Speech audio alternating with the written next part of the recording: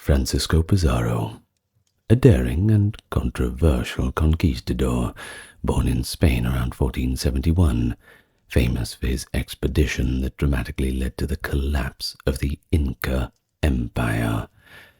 In 1532, he and a small band of soldiers exploited external strife within the empire to capture the emperor at Cajamarca, setting off a chain of events that ultimately dismantled one of America's most powerful civilizations. By employing a mix of ruthless tactics, strategic alliances, and military ingenuity, Pizarro secured vast riches and new territories for Spain at the expense of the natives of South America. He embodies both the spirit of exploration, but also the grim realities of conquest, and because of that, his legacy remains a subject of enduring debate. But we're not going to draw any conclusions until we get to the end of the video. Let's learn about him first and see what we come up with. First, let me welcome you to the channel. If you want to learn about more history, well, you're in the right place. Click the like and subscribe, you'll get plenty more of it. Now for now, let's start with the topic of today, Francisco Pizarro, going back to the 15th century. So let's begin at his birth. He was born in Trujillo, located in the province of Cagares, in the region that was known at that time as Extremadura, in what was the crown of Castile. Do remember things were a little bit more complicated geographically back then, but think of it as Spain. Exact records of his exact birth date are lacking, unfortunately, which is common for the time, but it is generally believed that he was born sometime during the 1470s, most likely around 1475, but conservative estimates place it a little bit earlier, depending on who you ask. We do know that he was the illegitimate son of Gonzalo Pizarro, who lived from 1446 to 1522, an infantry colonel of modest noble background, and one Francisca Gonzalez, who belonged to the poorer social strata of Castilian society. Because little attention was paid to his early education, Francisco actually remained illiterate throughout his youth. As for Gonzalo Pizarro, Francisco's father, he served under Gonzalo Fernandez de Cordova in Italy and also campaigned in Navarre, gaining some distinction as a military officer. Not quite that high up the ranks, but certainly not on the common levels. Much later, from a marriage he entered into relatively late in life, Gonzalo had a son named Francisco Martin de Alcantara, who would travel to the New World and participate with his half-brother in the conquest of Peru. Meanwhile, through his father's lineage, Francisco Pizarro was also distantly related to Hernán Cortés. I'm sure you recognize the name, being the conqueror of Mexico. He was actually his second cousin, once removed. Small world, I know. Pizarro's journey to the Americas began on the 10th of November 1509, when he and the explorer Alonso de Ojeda sailed from Spain to Uraba on the Isthmus of Panama. Their attempt to found a colony unfortunately did not succeed. Pizarro led the few remaining settlers as they abandoned the site. What a disappointment for them. Afterwards they sailed to Cartagena and, together with Martin Fernandez de Enquiso, went on to accompany Vasco Núñez de Balboa during the historic 1513 crossing of the Panamanian Isthmus, culminating in Balboa's discovery of the Pacific Ocean. The following year, King Ferdinand designated Pedro Arias Davila, often known as Pedrarias, as the new governor of Castilla de Oro, effectively replacing Balboa. Over the ensuing years, Pizarro developed close ties with Davila, who rewarded him with a repartimiento that included both cattle and indigenous laborers. However, Davila, who had mistrusted Balboa, and quite openly at that, viewed him as more of a political rival, ultimately ordering Pizarro to apprehend Balboa and bring him to trial. What was the charge? Treason. It's pretty easy to just lay that upon somebody without too much evidence. So poor old Balboa was condemned, and he had his head removed for good measure in January of 1519. As a mark of loyalty to the new governor, Pizarro was appointed mayor and magistrate of the newly founded Panama City, a position which he held from 1519 to 1523. Not a bad job at all. As for the first attempt to explore the Pacific coast of South America, that occurred in 1522. It was undertaken by Pascal de Antagoya. During his forays, Antagoya learned from local indigenous communities about a region that they called Viru, a place abounding in gold along the Peru River. The name eventually, of course, morphed into Peru. Garcilaso de la Vega, the famous Spanish Inca chronicler, would later recount these same legends in his Comentarios Reales de los Incas in 1608.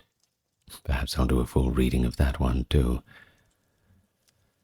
At the time, Andagoya advanced as far as the San Juan River, presently near part of the Ecuador-Colombian border, and made contact with several indigenous curacas or chiefs, some of whom he accused of practicing witchcraft.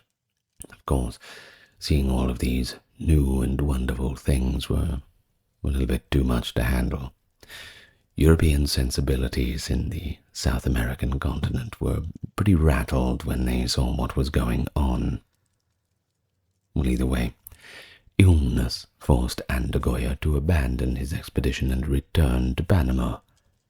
And when he got back, he spread the word, the rumors of an intense, gold-rich domain to the south as the fabled El Dorado. Intrigued by these stories, as well as by Cortez's striking success in Mexico, Pizarro was getting excited. He was motivated to mount a series of explorations aimed at verifying the existence of this legendary Peru. These expeditions would soon set the stage for one of the most influential conquests in the Americas. Still based in Panama in 1524, Francisco Pizarro entered into partnership with two associates, Diego de Almagro, a fellow soldier of some renown, and Hernando de Luque, a cleric adept at handling finances. They had a common goal. That was to explore and ultimately conquer the unknown lands to the south, rumored to be exceedingly rich. The three men agreed that Pizarro would lead the expeditions. Almagro would secure provisions and arms, and Luque would oversee financial backing and supplies. Although they had no official written contract, they referred to their undertaking as the enterprise of the Levant, Empresa del Levante, signifying their ambition to conquer and share among themselves whatever new empire they were about to overthrow. In November of 1524, the first of the three planned expeditions left Panama with around 80 men and 4 horses under Pizarro's command. Juan Carvalho served as inspector, Nicolas de Ribera functioned as treasurer, and Juan de Salcedo carried the standard. Meanwhile, Almagro, he stayed behind in Panama, to recruit more troops and gather resources for eventual reinforcement. Initially, the Panamanian governor, Pedro Arias Davila, offered a tentative nod of approval for the venture, likely hoping that new conquests would enrich the colony. However, conditions during Pizarro's foray along the Pacific coast turned out to be disastrous. They never got beyond the coastal regions of present-day Colombia before being beset by severe hunger, unrelenting storms, and repeated clashes with the indigenous people, who were not very happy to see them. One encounter actually costed Almagro his eye to a hostile arrow. Their misfortunes reflected in the stark place names that the Spanish bestowed, such as Burned Port, Desired Port, and Port of Hunger. Definitely do not sound like very inviting locations. But ultimately, Pizarro, seeing the writing on the wall, decided to abandon the expedition, and, feeling quite sorry for themselves and a few kilograms lighter, returned to Panama, wary of more deadly confrontations, like the one at the Battle of Punta Quemada. But despite the disappointing outcome, don't write them off just yet. Pizarro, Almagro, and Luque regrouped 2 years later, still intent on penetrating the lands to the south. By now, Pedrarias had grown distrustful of Pizarro, suspecting him of overreaching ambitions. Yet he also recognized the potential windfall if a rumored gold-laden territory could be subjugated. The game was certainly worth the candle. But moreover, the governor was himself planning an expedition north towards Nicaragua. So he wavered between outright refusal and guarded permission. Ultimately, his term was nearing its end, and he felt compelled to grant Pizarro and his partners just enough authority to try again. When Pedro de los Rios replaced Pedrarias in July of 1526 as colonial governor, he continued the practice of approving expeditions under Pizarro's leadership, a decisive fact that would soon influence the fate of the entire region with the stroke of a pen.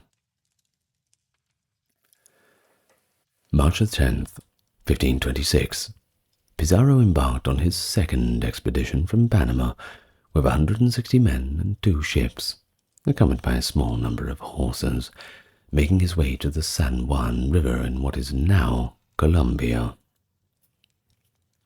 The plan involved splitting forces. Pizarro stayed behind to explore the marshy and often hostile coastal terrain, while Almagro made a return trip to Panama to rally more reinforcements. Around this time, Pizarro's chief pilot, Bartholomew Reyes, continued sailing south and made a significant discovery. He intercepted and boarded a native craft carrying Tumbes inhabitants who possessed refined textiles, ceramic objects, gold and silver artifacts, and they even had emeralds. The presence of such valuables confirmed rumors of a wealthy domain further along the coast, the Peru, that had filled earlier explorers like Pascal de Andagoya with visions of boundless wealth. Reyes also brought several indigenous people along, hoping they might become interpreters and guide the Spanish deeper into these enticing but still unexplored territories. After Bartholomew Reyes completed his reconnaissance of the southern waters, he navigated back north to the San Juan River, where he found Pizarro's group struggling in difficult territory. Shortly thereafter, Diego del Almagro arrived at the port with provisions and at least 80 fresh recruits, spirited adventurers newly arrived from Spain, all keen to get their piece of the wealthy little kingdom. Encouraged by racist news of a land rich in gold and by Almagro's reinforcements, Pizarro resolved to revisit the coast that the race had already charted.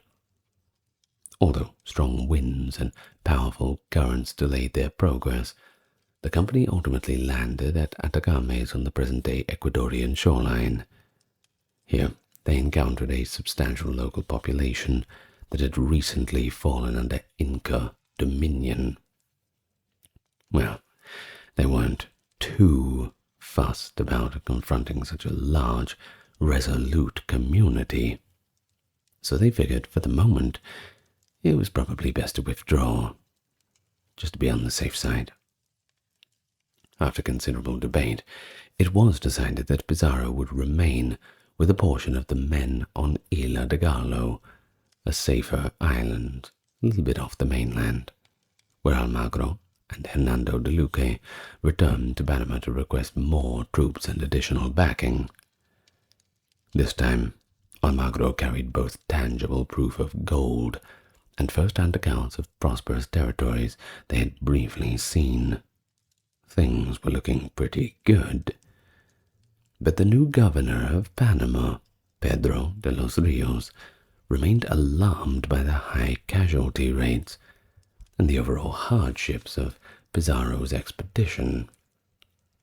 Convinced the venture might once again fail, he refused Almagro's plea for further assistance and ordered Captain Juan Tafur to sail south and retrieve Pizarro, instructing him to bring back any remaining men to Panama, safe and sound.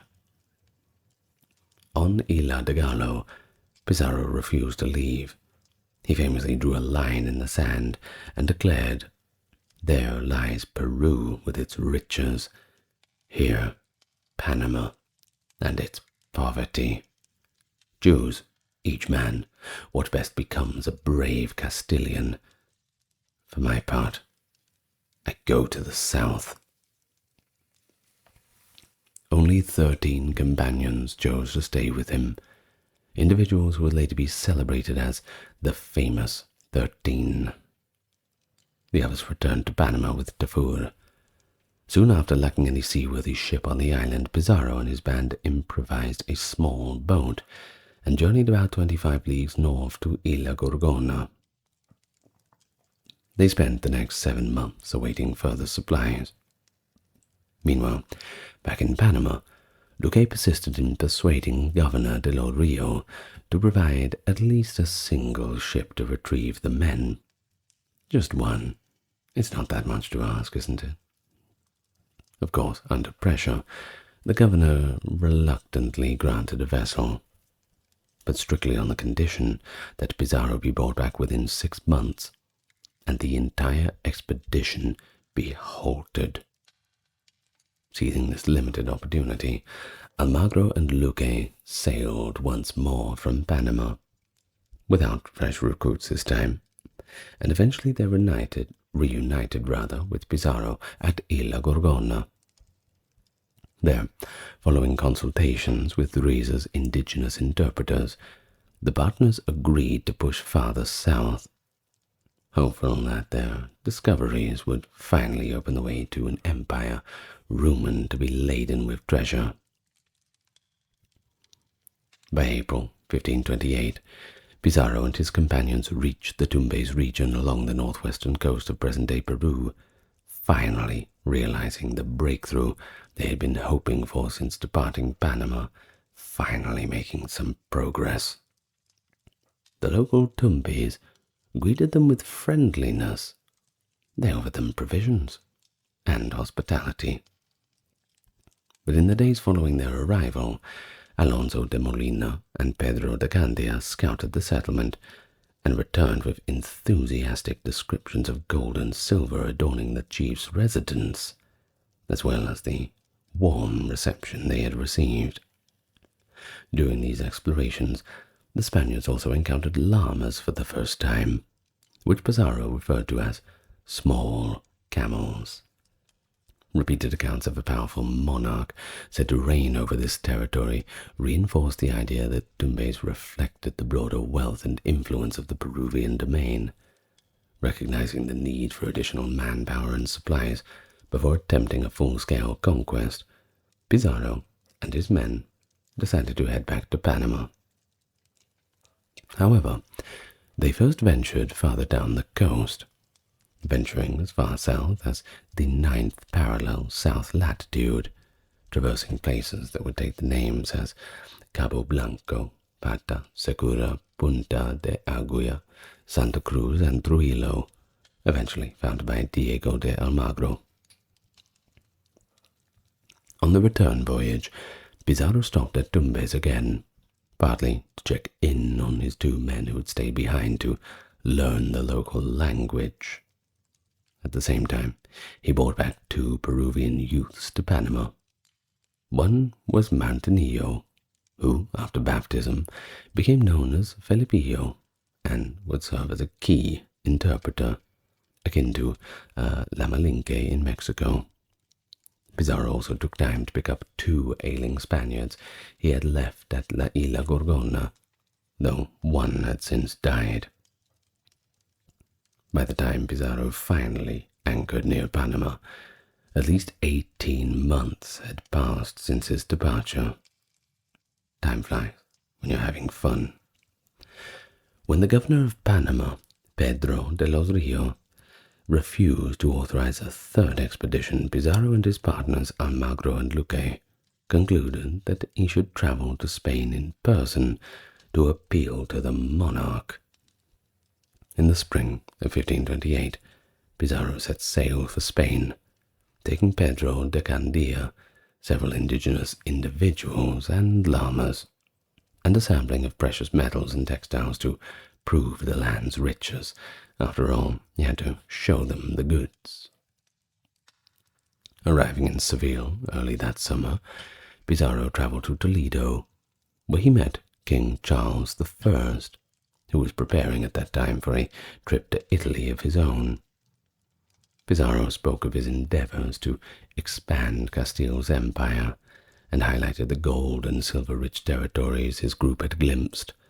Struck by Pizarro's reports and their potential for royal gain, the king promised support, though he left Spain before completing the formalities. Instead, on July 6, 1529, Queen Isabel signed the agreement, which granted Pizarro official sanction to push onward with his Peruvian conquest. This royal decree, the Capitulation de Toledo, bestowed upon him the titles of Governor, Captain General, and the Mayor of New Castile. That was an area covering about 200 leagues of newly charted coastline. These sweeping powers placed Almagro and others under Pizarro's ultimate command, and that was a decision that sowed resentment and rivalry under the partners who used to be equals.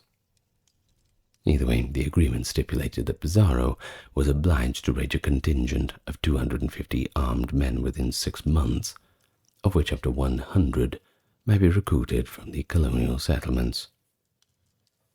Eager to bolster his planned expedition to Peru, Pizarro traveled from Seville to his hometown of Trujillo in Extremadura, hoping to persuade his brother Hernando Pizarro and other trusted confidants to join him.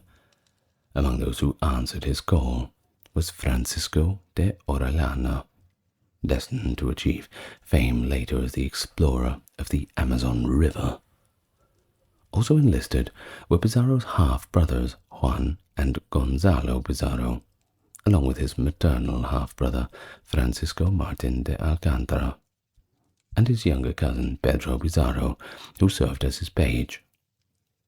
Altogether, when the group finally set sail, they had 3 ships, roughly 180 men, and 27 horses, still fewer than the 250 men required under the Capitulation de Toledo agreement.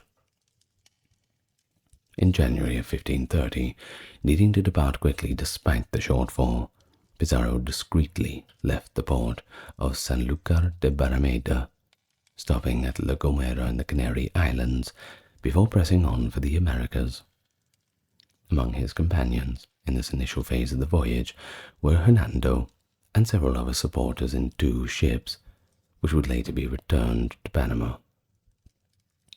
By December 27th, 1530, Pizarro led his 3rd and final expedition out of Panama, aiming for the coastline of what is now Ecuador and northern Peru.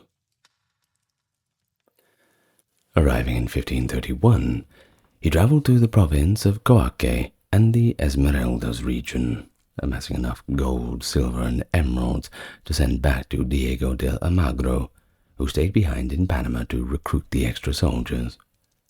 Not long thereafter, Sebastian de Belalcazar joined Pizarro with 30 additional men. But the Spanish soon clashed with the indigenous inhabitants of Puna during the Battle of Puna, where Pizarro's forces lost a handful of men while sustaining a number of wounds. Shortly afterward, Hernando de Soto arrived with about 100 men and some horses to reinforce the contingent.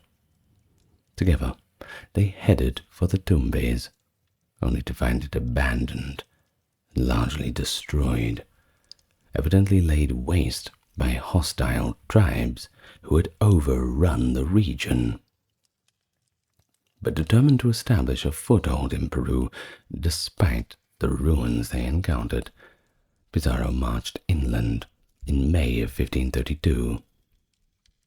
He founded San Miguel de Piura near the coast, which became the first permanent Spanish settlement in Peru. Here, he instituted a reparation system to allocate land and indigenous labor to his followers. On September 24th, 1532, Pizarro resolved to venture deeper into the Andean highlands from his fledgling outpost at Piura, leaving about 50 men behind under Antonio Navarro to safeguard the settlement. Accompanied by around 200 soldiers, he soon dispatched Hernando de Soto to survey an Inca stronghold at Caxas.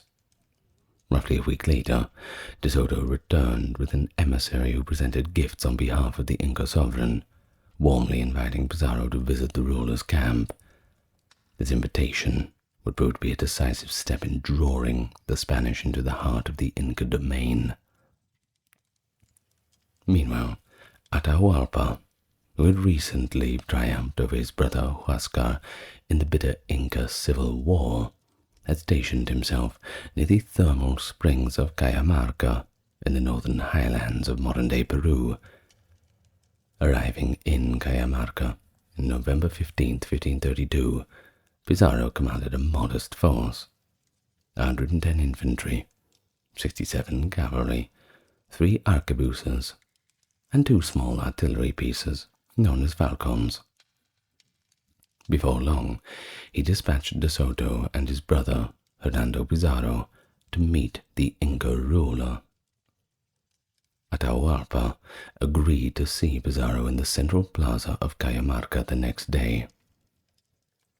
When that long-awaited meeting took place, Fray Vicente de Valverde and Felipillo, an indigenous interpreter, approached Atahualpa on Pizarro's behalf. Fray Vicente explained the core tenets of Christianity and pressed Atahualpa to accept Emperor Charles V as his sovereign immediately. Well, he was not impressed, and rather unconvinced, the Inca ruler reportedly declared, "I will be no man's tributary."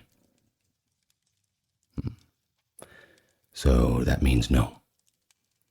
This confidence, reinforced by the knowledge that he led an army of tens of thousands, even if 6,000 were only with him currently, underestimated the threat posed by the 200 Spaniards who had superior weaponry. It was this miscalculation that sealed both his own fate and ultimately the fate of the entire Inca Empire. The following day, November 16th, 1532, Pizarro took action.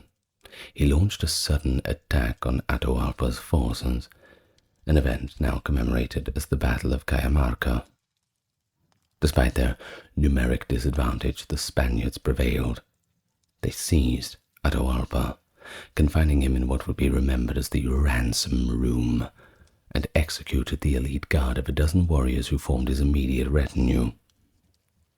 By February of 1533, Diego de Almagro reinforced Pizarro in Cajamarca with a further 150 men and 50 horses, bolstering the Spanish foothold just as their conquest of the Andes began in earnest. But Atahualpa, his problems were not over yet. He was found guilty of 12 charges, including murdering his brother and conspiring against Pizarro and his troops, even though he had to keep his word to fill one room with gold and 2 with silver. He was put to death August 29, 1533, by garrote. Atahualpa's execution was actually opposed by Francisco Pizarro and de Soto, but Francisco agreed to the trial because of the great agitation amongst the soldiers, especially by Almagro. King Charles later wrote to Pizarro, "We have been displeased by the death of Atahualpa, since he was a monarch, and particularly as it was done in the name of justice." De Soto was on reconnaissance mission during the day of the trial and execution, so he didn't quite see it, but upon his return, he certainly expressed his own dismay, saying he should have been taken to Castile and judged by the emperor.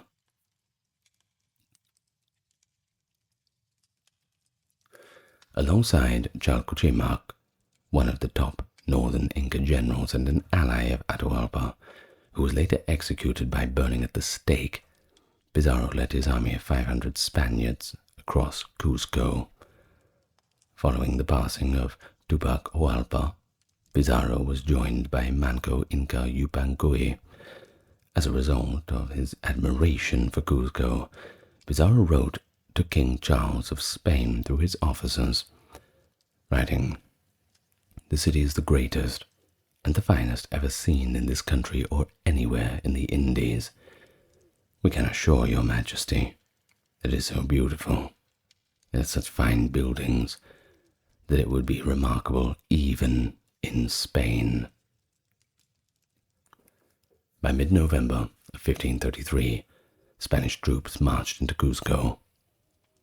Long the ceremonial heart of the Inca realm, thereby consolidating their hold on the newly conquered territory of Peru.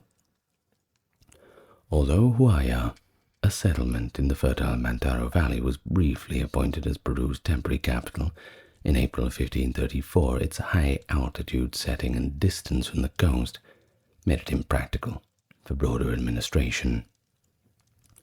Convinced a coastal city would better serve his ambitions, Pizarro established Lima on January 6, 1535, and proudly considered it among his most significant accomplishments.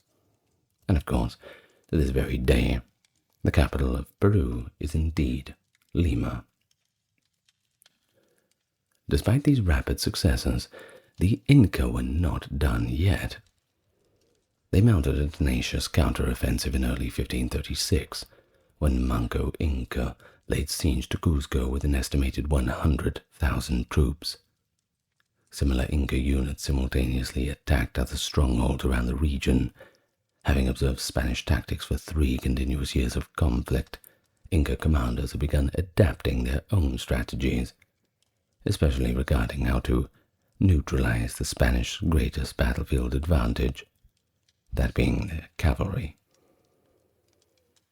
Rather than rushing when the Spaniards' lines outright, Inca warriors now lured the armored horsemen into narrow passes where ambushes awaited, often involving falling boulders or volleys of projectiles.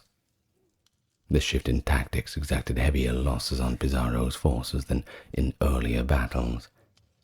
Still, Manco Inca's inability to penetrate the defenses of the city, garrisoned by about 200 Spaniards armed with gunpowder, ensured a decisive victory remained firmly in European hands.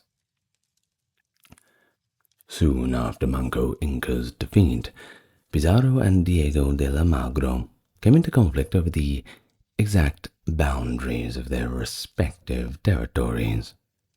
And guess what? Both of the men claimed that Cusco was theirs, because of course they would.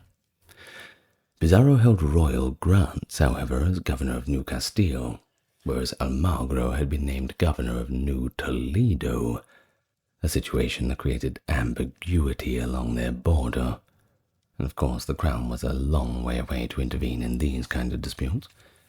Tensions escalated until Almagro was vanquished at the 1538 Battle of Las Salinas and subsequently executed. In the aftermath, Pizarro rubbed salt into the wound by depriving Almagro's son Diego el Mozo of his inheritance, effectively driving the poor lad to ruin. What did he have to do with it? I suppose Pizarro just didn't like his dad so much that he wanted to throw the entire family under the bus. A little bit too far, I think. The 10-year-old wife of Atahualpa had remained with him during his imprisonment while he was in Cajamarca with his army. She was brought to Cusco after his execution, where she was given a new name, Doña Angelina, and became Francisco Pizarro's concubine. She was known to have given Pizarro 2 sons, Francisco and Juan, by 1538. On June 26, 1541, in Lima, a group of 20 heavily armed supporters of Diego de Almagro II, that being El Mozo, stormed Pizarro's palace, assassinating him, and then forcing the terrified city council, I can certainly imagine how terrified they were, to appoint the young Almagro as the new governor of Peru. Most of Pizarro's guests fled, but a few of them fought the intruders, numbered variously between 7 and 25. While Pizarro struggled to buckle on his breastplate, his defenders, including his half-brother, Martin de Alcantara, were killed. Pizarro, for his part, didn't go down without a fight. He ran through a third attacker and killed 2 others. According to Agustin de Zarate, a contemporary chronicler, Pizarro fought until he was too exhausted to brandish his sword before being fatally stabbed in the throat. Ouch. It is said that after he collapsed, he used his blood to draw a cross on the ground and then kissed it before finally dying. How dramatic. According to contemporary forensic analysis of the remains, Pizarro had been brutally attacked and suffered multiple stab wounds to his head and neck, in addition to protective wounds to his hands and arms, effectively a breathing piece of Swiss cheese. After being briefly buried in the cathedral courtyard, Pizarro's body and head were eventually separated and buried in different boxes beneath the cathedral's floor. A body thought to be Pizarro's was exhumed and displayed in a glass coffin in 1892, in honor of the anniversary of Columbus's discovery of the Americas, at least on the European part. A team of American forensic scientists led by William R. Maples was called in to examine the 2 bodies after men working on the cathedral's foundation in 1977 found a lead box in a sealed niche with the inscription, "Here is the head of Marquess Don Francisco Pizarro, who discovered and conquered the kingdoms of Peru and presented them to the crown of Castile." Now, they quickly concluded that the body that had been honored in the glass case for almost a century had been misidentified. In addition to being marked by numerous sword strokes, the skull inside the lead box had striking similarities to portraits of the real man. Seems pretty legit to me. Francisco Pizarro's son from his marriage to Quiespecisa married his relative Inés Pizarro without any problems. Following Pizarro's death, Inés Yubancoy, an Inca princess and Atahualpa's favorite sister who had been given to Francisco by her brother, became his mistress. She married a Spanish cavalier named Ambuero and departed for Spain with her daughter, who would later be granted legitimacy by an imperial decree. In the end, Francisco Pizarro Yubancoy wed her uncle, Hernando Pizarro, in Spain, October 10, 1537. Francisco, Pizarro's third son, who was never legitimized, was killed soon after arriving in Spain by Donna Angelina, Atahualpa's mistress. Pizarro destroyed the Inca state after his invasion, and during his nearly 10 years in power, started the local culture's decline. The Spanish aristocracy converted a large portion of the local populace to serfdom and replaced the Incas' polytheistic religion with Christianity. The Inca Empire cities were converted into Spanish Catholic ones. In addition, Pizarro is despised for ordering Atahualpa's execution, even though he kept the ransom money after giving the Spanish king what was rightfully his. Although Pizarro was portrayed favorably until somewhat recently, for example in textbooks, for bringing Catholicism and establishing a privileged class of primarily Spanish descent. Some Peruvians, especially those of indigenous descent, seem to have a bit of a negative opinion about him, and that is to say the least. Well, what do you think about Francisco Pizarro? Certainly personifies all aspects of colonialism, all the adventure, all the misdeeds, all the missteps. Somebody always loses, but in the end, Pizarro, with that knife being shoved up into his neck, I'm sure he didn't feel like much of a winner after that. Yeesh. Well, I'm going to thank this list of incredible winners who are my patrons and supporters.